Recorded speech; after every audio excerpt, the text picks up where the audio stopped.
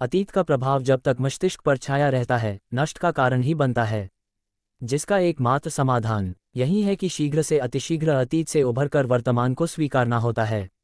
दो, अशांत मन चिंता को जन्म देता है और चिंता मन को और अशांत करती है, जिससे निराशा ही उत्पन्न होती और निराश मन असफलता का कारण बनता है। 3, आत्मविश्वास अच्छा होता है, लेकिन जब वही आत्मविश्वास व्यक्ति के अहंकार में परिवर्तित हो जाता है तो वही आत्मविश्वास व्यक्ति को निर्बल बना देता है। 4, प्रत्येक यात्रा वह बड़ी हो या छोटी अवश्य ही कोई ना कोई फल देती ही है। 5, असत्य बोलने का तात्पर्य है असत्य को जानते हुए भी सत्य को बदल देना और गोपनीय होने का तात्पर्य है सत्य का ज्ञात होते हुए भी सत्य को ना कहना।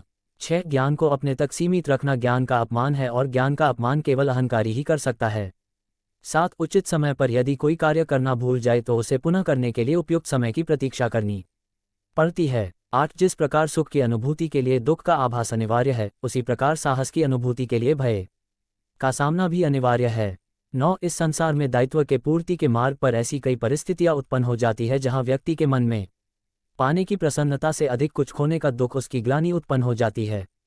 10, जो सदैव अपनी आत्मरक्षा हेतु चिंतित रहते हैं, जिनके प्रत्येक कर्म के पीछे सर्वोच्च पद को प्राप्त करने की प्रतिष्ठा की मंशा हो, वो किसी और की रक्षा करने योग्य हो ही नहीं सकता। 11, एक महासागर में एक छोटी सी नौक तब तक नहीं डूब सकती जब तक महासागर का जल उसमें भर नहीं जाता। उसी प्रकार हमारे बाहर कितना ही दोष क्यों ना हो, हम नकारात्मक सोच वाले व्यक्तियों से घिरे ही क्यों ना हो, जब तक हम उनके दोष, उनकी नकारात्मकता को अपने भीतर प्रवेश नहीं करने देते तब तक हमें कोई भी डूबा